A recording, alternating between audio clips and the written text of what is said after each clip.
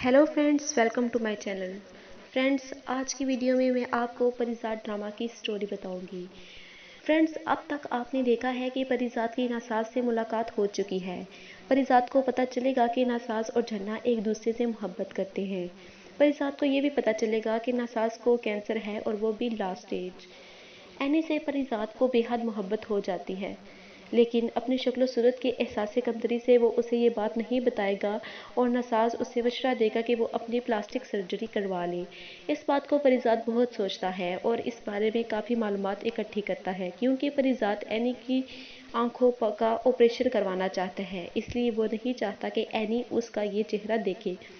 परिजात काफ़ी डॉक्टर से भी इस सिलसिले में बात करता है और सर्जरी के मुतल्लिक काफ़ी मालूमात देता है। उसके बाद परिजात को खबर मिलती है कि नासाज की कंडीशन काफ़ी सीरियस है, तो परिजात फ़ौरन हॉस्पिटल चला जाता है। तो नासाज उससे 2-3 बातें करता है और कहता है कि मेरे जाने के बाद झरना और उसके बाप का ख्याल रखे और फिर फोत हो जाएगा।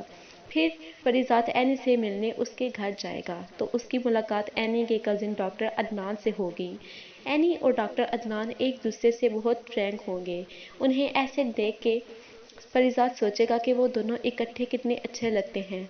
फिर डॉक्टर अदनान और परिजात आपस में एनी की ऑपरेशन के बारे में बातें करते हैं। फिर परिजात वहाँ से चला जाता है। परिजात को डॉक्टर अदनान से जेलसी फील होती है। एनी परिजात से कहती है कि मेरी ख्वाहिश है कि जब मेरी बेनाई वापस आए तो मैं 2 चेहरे सबसे पहले देखूं, एक डॉक्टर अदनान का और दूसरा आपका।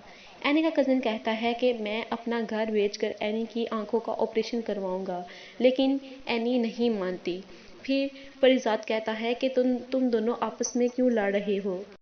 एनी के इलाज का तमाम तर खर्चा मैं बर्दाश्त करूंगा, लेकिन एनी कहती है कि मैं ये बिल्कुल भी नहीं बर्दाश्त कर सकती कि आप मेरी आंखों का इलाज करवाएं, उसका सारा खर्चा आप करें। फिर परिजात कहता है कि मैं अदनान का घर खरीदूंगा और अमानत के तौर पर उसे अपने पास रखूंगा, और जब एनी के ऑपरेशन के बाद डॉक्टर अदनान मकान की रकम मुझे दे देगा तो मैं उसे घर वापस कर दूंगा। एनी को इस बात से भी एतराज़ होता है, लेकिन परिजात उसे कन्विंस कर लेता है। उसके बाद अदनान घर के कागजात बनवाकर परिजात के पास ले आता है और परिजात उसे रकम का चेक देता है, और जब वो जाने लगता है तो परिजात उसे बुलाता है और कागजात उसे वापस करता है और कहता है कि घर तुम्हारा है और तुम्हारा ही रहेगा। मैंने एनी की वजह से मकान खरीदने का ड्रामा किया था, लेकिन ये बात हमेशा एनी के लिए राज ही रहनी चाहिए। अदनान की आंखों में आंसू आ जाते हैं और परिजात को कहता है कि ये रकम मेरे ऊपर हमेशा कर्ज रहेगी और मैं आपको एक एक पाई वापस करूंगा, और कहता है कि जिस दिन एनी की आंखें वापस आएंगी मैं उसी दिन उसे शादी के लिए प्रपोज कर दूंगा।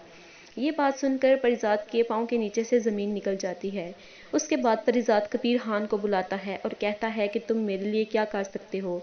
तो वो कहता है कि मैं जान ले भी सकता हूँ और जान दे भी सकता हूँ।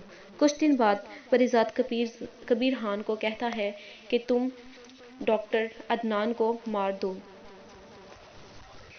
लेकिन परिजात का ज़मीर उसे मुसलसल मलामत करता रहता है।